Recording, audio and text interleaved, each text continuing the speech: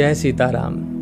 सनातन संस्कार के इस चैनल पर मैं सिद्धार्थ द्विवेदी आप सभी का स्वागत करता हूँ। मनुष्य की कामना जब शरीर में केंद्रित होती है तब उसे ही काम कहते हैं, और जब वही कामना भगवान में केंद्रित हो जाती है तब उसे ही प्रेम कहते हैं। भोग की कामना, सांसारिक पदार्थों की कामना आदमी के विवेक को ढक देती है, अतः वह भूल से निज भोग की कामना को ही प्रेम समझ बैठता है। वस्तुतः प्रेम और काम में तो महान अंतर है। जैसे कांच और हीरा देखने में एक जैसे दिखाई पड़ते हैं, किंतु दोनों में बड़ा भारी अंतर है।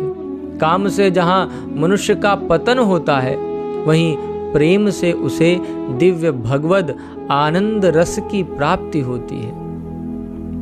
प्यारे साथियों, सत्य तो यह है कि निज इंद्रियों की तृप्ति की इच्छा, भोग सुख की इच्छा सब में होती है, किंतु जिसमें यह इच्छा जितनी कम होती है वह उतना ही महान होता है। और धीरे धीरे भगवान की कृपा से जब रही सही इच्छा भी समाप्त हो जाती है भीतर से, तब वह सौभाग्यशाली सबका सिरमौर हो जाता है, सबके द्वारा वंदनीय हो जाता है। जब भी हम प्रेम की बात करते हैं तब गोपियों का नाम अवश्य आता है। वे भगवान की सच्ची प्रेमिकाएं थीं, क्योंकि उन्होंने श्री कृष्ण सुख के लिए, श्री भगवान के सुख के लिए अपने समस्त सुखों का त्याग कर दिया। वास्तव में तो श्री कृष्ण का सुख ही उनका अपना एकमात्र सुख था। इसलिए कहते हैं कि जिनको भगवद प्रेम की चाहना हो उनको आप्त काम गोपियों का स्मरण करना चाहिए। उनकी कृपा से भगवान के निष्काम प्रेम की प्राप्ति निश्चित हो जाती है।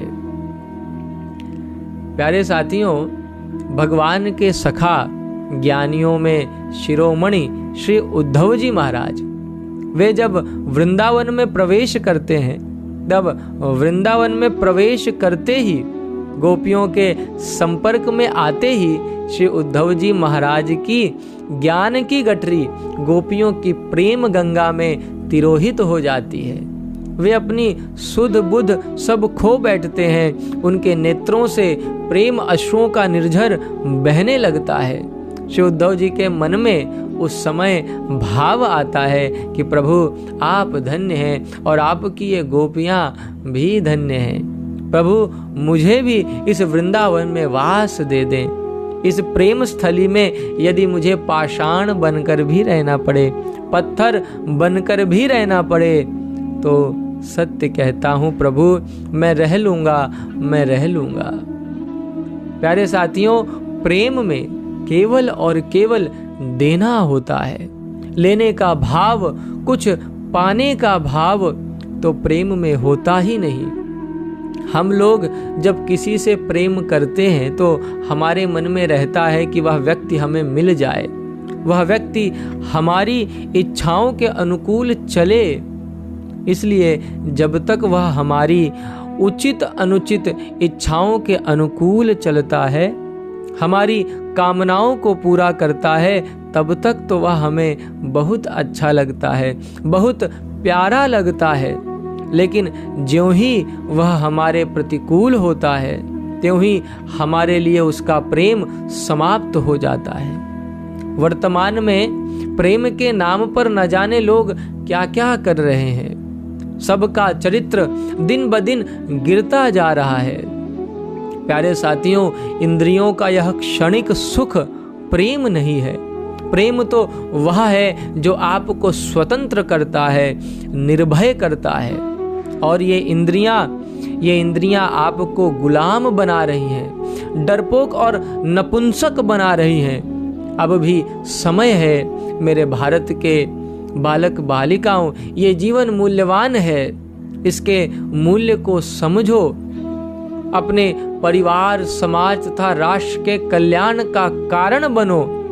आज भारत माता को आपके बल और विवेक की आवश्यकता है, आपके उज्जवल चरित्र की आवश्यकता है।